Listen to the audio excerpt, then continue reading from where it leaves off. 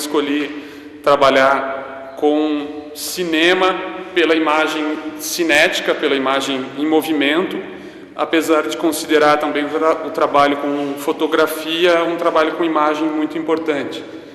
A imagem tem o caráter fenomenológico do registro do mundo que nada mais tem, e é a imagem através de alguém que me chama tanto a atenção. Por isso também eu estou optando por ficar andando de um lado para o outro com essa câmera na mão, para deixar bem claro para as duas meninas que a câmera intervém através de alguém, ou melhor do que intervém, media através de alguém. Bom, essa tentativa minha de trabalhar com imagem já começou com essa, como eu já falei, né, a questão do desenho e tal, que é uma tentativa de você aprisionar a realidade em alguma coisa, né? Então é sei lá se a gente consegue isso, né, mas a gente tenta, está o tempo todo tentando aprender as coisas que estão à volta da gente, né? E sei lá, a gente acaba às vezes consegue, às vezes não, e o resultado de um trabalho é isso, é quando a gente consegue fazer fazer alguma coisa que está sentindo que está compondo uma tela, um quadro, compondo uma parte do cotidiano, uma parte da sua vida, né? Uma parte das coisas que servem, das coisas que são importantes para você, né? Na realidade, eu acho que a gente está o tempo todo tentando colocar a gente mesmo, né? Numa imagem, numa tela, né? Alguma coisa assim. Bom, aqui na parede do meu escritório tem algumas respostas, não só porque que eu faço documentário, mas porque eu faço cinema, porque existem cineastas geniais como Godard, como François Truffaut e como Woody Allen, que mesmo não sendo documentaristas, o ponto de partida deles é a realidade. Além disso, tem um mundo lá fora que eu acho maravilhoso, instigante, cheio de coisas que vale a pena serem registradas por uma câmera, que vale a pena serem pensadas, mesmo que seja um registro banal de um elemento da natureza, ou do simples azul do céu num dia de verão. Eu acho que tem coisas que, ao serem captadas pela câmera, transcendem a realidade e tem algum significado mágico, que eu, fazendo um documentário, quem sabe eu recebo a bênção de poder transmitir através do cinema. Olha, gente, eu decidi trabalhar com imagem porque é fascinante, né? Olha, essa escada aqui você pode trabalhar essa escada e fazer uma cena de suspense, né? Você pode virar para cá e trabalhar essas colunas, por exemplo. Aí você pode registrar o que está acontecendo agora, documentar exatamente agora o que está acontecendo lá dentro. Vamos ver o que está acontecendo lá. Maravilhoso. Só o cinema tem esse poder essa intervenção, né? Por isso que é fascinante trabalhar com imagem. Olha, uma colega de trabalho aqui, ó, né, também está trabalhando aqui a outra também. Olha, você pode... Eu acho o seguinte, que cinema, que imagem é a síntese das artes. Aqui você tem a pintura, né? Aqui você tem o desenho, aqui você tem a escultura, você tem todas as artes, se resumem aqui na imagem, no cinema, na mídia eletrônica. É fascinante por isso.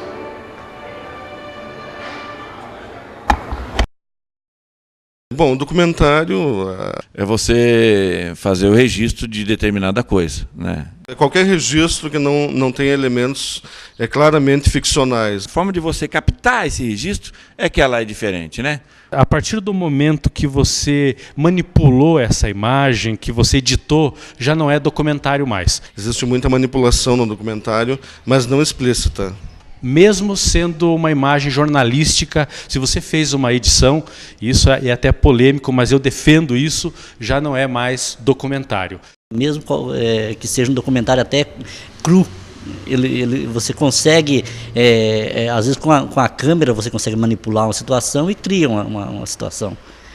Não pode ser esquecido, documentário não é verdade, documentário não é realidade. Documentário é uma mediação como qualquer processo de comunicação. Eu acho que tanto a ficção, ela tem elementos do documentário, né, da realidade e tal, como o documentário tem elementos da ficção.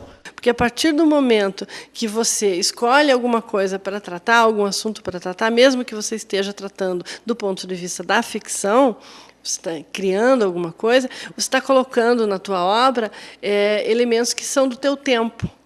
Depois de algum tempo, esses elementos eles já são elementos que se relacionam com o documental.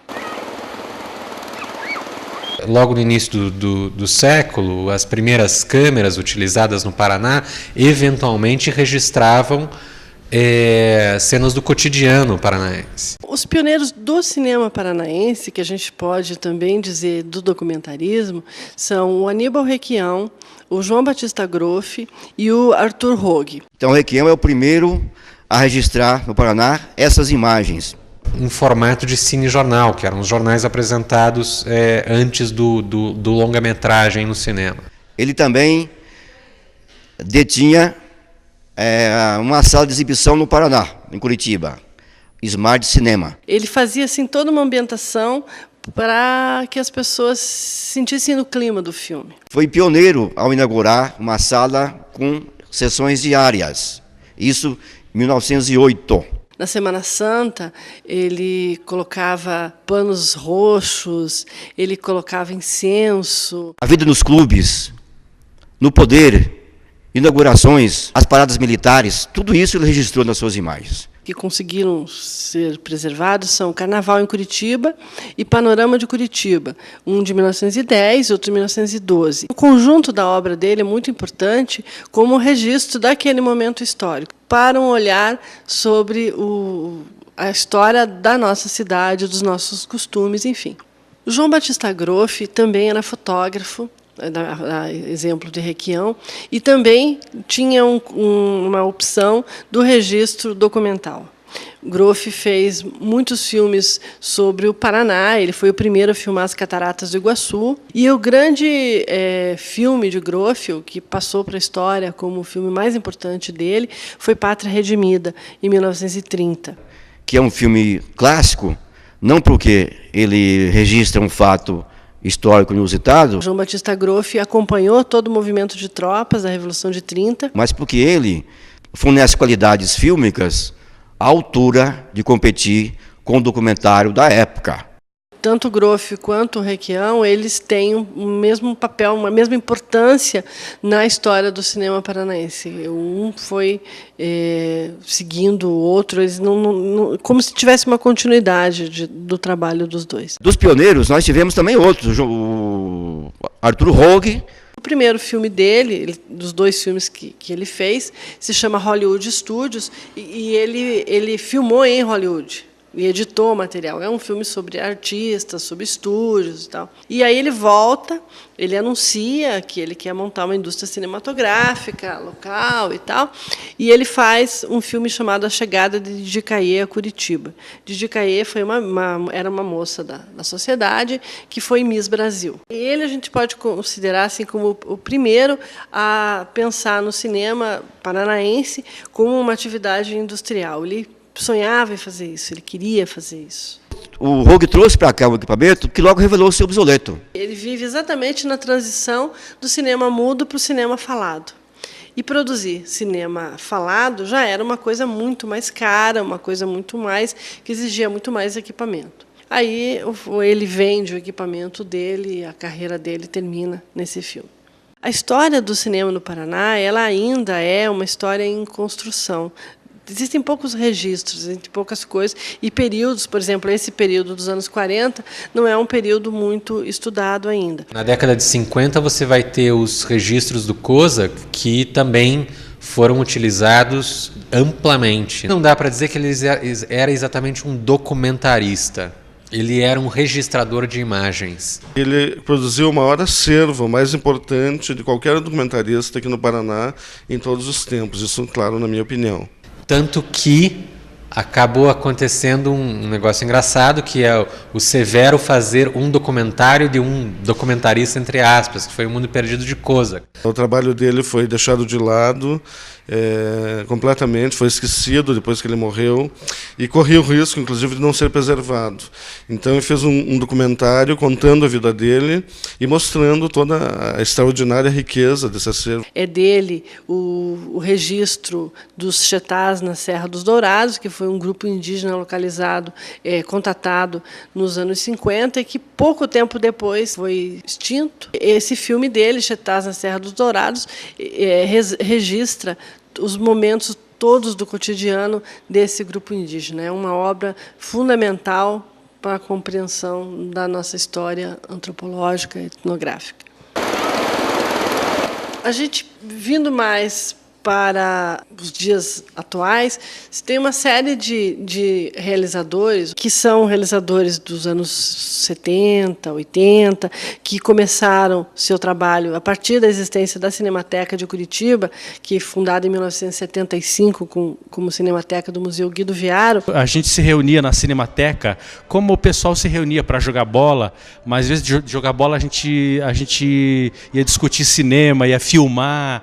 Essa geração que se iniciou a partir da Cinemateca, ela tem uma produção de ficção e também tem algumas coisas que passam pelo documentarismo. Numa época em que não se existia câmeras eletrônicas, ou seja, vídeo, esse tipo de coisa, nós começamos a trabalhar com a bitola 8mm. Porque era muito barato, muito fácil de fazer, qualquer um tinha acesso a uma câmera, película. Tudo era caro, a câmera, o projetor, a moviolinha de fazer a montagem, mas você tinha que dar um jeito de fazer. Existiam muitos festivais, muito público, repercussão.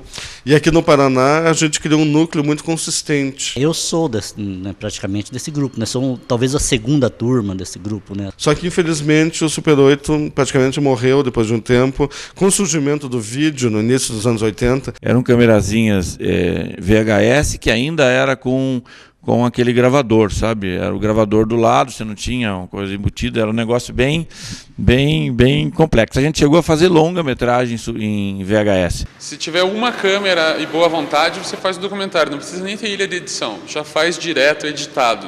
Talvez com uma equipe até de 4, 5 pessoas você consegue filmar. Hoje é possível que uma dona de casa, se ela quiser fazer um filme, ela tem condições. Ela pega uma câmera e faz um filme. É um exagero? Mas é uma possibilidade. Você precisa ter, antes de tudo, um assunto que vale a pena ser transposto para essa linguagem. Qualquer tema, qualquer coisa dá um filme. Também uma visão muito consistente tua sobre o assunto. Embora também você possa fazer um documentário investigativo, onde você ainda não domine o assunto e vai descobrindo, justamente pela tecnologia digital te permitir rodar muito material. Você pode realmente filmar em digital, depois transferir para película, se for o caso. É que o digital ele veio para ficar, é inevitável. É um suporte maravilhoso para trabalhar o documentário, que te permite registrar uma quantidade enorme de material a um baixo custo. Eu tenho 17 horas de material para um vídeo de 40 minutos. Normalmente o pessoal tem filmado 60, 70 horas para fazer um documentário de 1 hora, 2 horas. A edição também torna-se extremamente trabalhosa por isso, né? Mas é ótimo pelas possibilidades que a gente passa a ter. Daqui uns dias a gente vai estar só rodando em digital, não vai precisar mais das latas. A área mais beneficiada provavelmente é o documentário. A prova disso é o boom que existe no Brasil hoje do cinema documentário. Aqui no Paraná tem vários filmes que já foram feitos assim. É uma realidade que não tem como fugir dela. Eu acho bacana. E eu espero que quando eu tiver uns 90 anos, eu rode um filme em película, só para matar a saudade. Você tem que descobrir o caminho das pedras, como qualquer profissão, né? Há algum tempo atrás a gente fez cinema rifando o carro, vendendo a joia da companheira. É lógico que existe meios, caminhos e recursos, né? Você tem que buscar esses recursos. Pegava o fotógrafo que era amigo, quem fazia a direção de arte que era amigo, os atores todos amigos, enfim. Comprava pão e mortadela e fazia um filme à base de pão e mortadela. E se você quer viver profissionalmente, você tem que trabalhar profissionalmente. Hoje, felizmente, né, com a lei municipal, as leis municipais, a gente tem conseguido fazer cinema de uma forma mais profissional. Mas sempre produzir um filme em qualquer lugar do mundo é complicado. O cinema é uma arte muito cara. E mesmo quando você produz em vídeo, em digital agora, você tem um investimento. Nós temos mecanismos de leis municipais, estaduais, até leis federais. Só que elas têm suas limitações. Lei de incentivo não há julgamento de mérito, de qualidade. A Lei Rouanet, por exemplo, é uma lei dificílima de captar, porque lida com o imposto de renda, o que complica as coisas. E a lei municipal, o teto é muito baixo para um documentário, por exemplo, de longa-metragem, é impossível. Se você realmente quer fazer, tem força de vontade, está muito afim de produzir imagens, Vai ter que estar mandando projeto para a lei de incentivo todo ano, de preferência 2 ou 3 por ano. Senão não vai viver. eu não consigo, pelo menos, sobreviver fazendo documentários. Talvez esteja cometendo um erro, mas imagino que, de repente, o Silvio Bach, por exemplo, viva dos filmes dele, que são especialmente documentários. Raras vezes ele faz ficção. Tem muita gente querendo fazer e pouco espaço. Fuja enquanto é tempo. Ou então, só se você fizer já um acordo, que eu acho bem difícil, de uma TV especificamente já ser contratado, um documentarista contratado. Vou fazer um documentário sobre o Getúlio Vargas, a passagem de Getúlio Vargas no Brasil. Vou fazer um documentário sobre o Walt Disney quando esteve no Cassino da Urca, né? E aí vai, mas infelizmente... São coisas meio impossíveis, surreais. Eu diria sim que está entrando numa área com enorme potencial. Tem uma ideia, uma perspectiva de uma lei que obrigue a produção regional, né, na televisão. Principalmente através da televisão a cabo. Desde que se enquadrem alguns pré-requisitos técnicos e também de conteúdo, existe uma possibilidade maior de você veicular. É quase impossível você distribuir um filme no Brasil. Esse eu acho que também é um dos problemas dos projetos enviados à lei de incentivo. Justamente que nós não temos a cultura de consumo de documentário, a distribuição é muito precária. Muitas vezes os cineastas ou videomakers não consideram que é responsabilidade deles a distribuição. É muito caro. E eu entendo isso, só que quando você manda um projeto para uma lei de incentivo, que você tem um financiamento público, de um dinheiro que do Estado, que poderia ser utilizado em uma série de outras coisas, eu acho que nesse caso, sim, está implícita uma responsabilidade de tentar distribuir e exibir ao máximo. Já é uma tremenda novela você produzir um filme e depois para você distribuir esse filme no Brasil, distribuir no exterior, né? É muito complicado. No caso específico de documentário, eu acho que aí a gente tem, em geral, a gente só tem desvantagens em relação à ficção. Não existem empresas especializadas só em distribuir o documentário. Ainda existe um corporativismo muito grande. Ele fica à mercê das empresas já existentes que costumam dar prioridade à ficção. Os dias de hoje estão da seguinte forma. Existe uma geração, novíssima geração, que está nas universidades hoje, que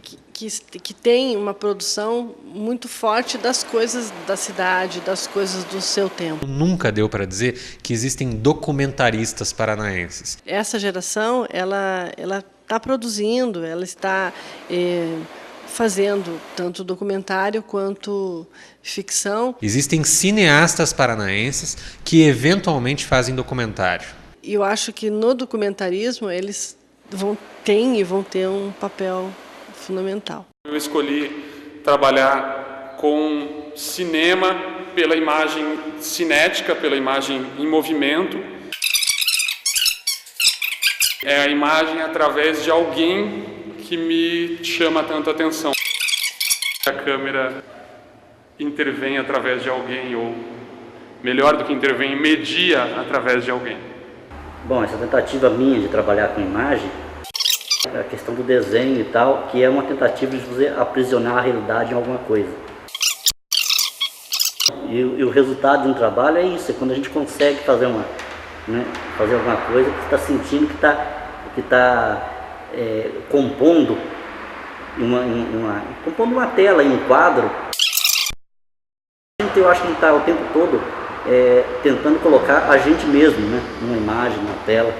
Bom, aqui na parede do meu escritório tem algumas respostas, não só porque eu faço documentário, mas porque eu faço cinema, porque existem cineastas geniais como Godard, como François Truffaut e como Woody Allen, que mesmo não sendo documentaristas, o ponto de partida deles é a realidade.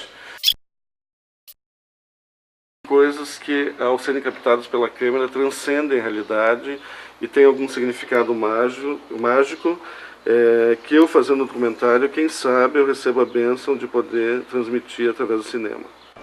Olha, gente, eu decidi trabalhar com imagem porque é fascinante, né? Olha, essa escada aqui você pode trabalhar essa escada e fazer uma cena de suspense. Está exatamente agora o que está acontecendo lá dentro. Vamos ver o que está acontecendo lá. Só o cinema tem esse poder essa intervenção, né? Por isso que é fascinante trabalhar com imagem. Eu acho o seguinte, que cinema, que imagem é a síntese das artes. Você tem todas as artes, se resumem aqui, na imagem, no cinema, na mídia eletrônica. É fascinante por isso. Geralmente, quando você termina um filme, você tem a intenção de querer fazer tudo de novo porque você acha que você poderia fazer melhor, que você poderia ter feito um enquadramento melhor, uma luz melhor, né? Então, a gente está sempre se autocriticando. Fora o último, eu sempre vou renegar todos os outros. Provavelmente ainda só não renego o último porque alguma coisa eu tenho que mostrar quando me pedem para mostrar, né? Senão eu renegaria todos.